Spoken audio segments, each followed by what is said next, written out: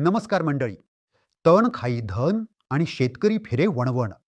तण आल्यावर धावपळ करावी का तण येऊ नये यासाठी प्रयत्न करायचे? मी तर येऊ नये यासाठी प्रयत्न करणार. तण नियंत्रणाची सगळ्यात योग्य वेळ कोणती?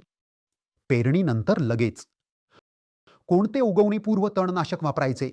फवारणीचे प्रमाण किती घ्यायचे? त्यासाठी ही स्लाइड पहा. लक्षात ठेवा, फवारणी पेरणीनंतर 48 तासांच्या आत जमीन वाफशावर असतानाच करावी. जमीन कोरडी असेल तर तणनाशक काम करणार नाही. आता एक अत्यंत महत्वाचा मुद्दा, थोडा गमतीदारही. ही फवारणी उलटं चालत करायची. का? फवारणी केल्यावर जमिनीवर एक संरक्षक आवरण तयार होतं. सरळ चाललात तर आपल्याच पायाने ते तुटतं. जिथे पाय पडेल तिथे तण उगवेल, म्हणजे तुम्हीच तणाला आमंत्रण दिल्यासारखं होईल. उलटं चाललात तर चक्कर नाही येणार, पण आवरण नक्की अखंड राहणार आणि तण नाही उगवणार. मंडळी, पेरणी झाल्यावर 48 तासांत उगवणीपूर्व तणनाशक फवारा, उलटं चालत फवारा आणि तणाची काळजी मिटवा.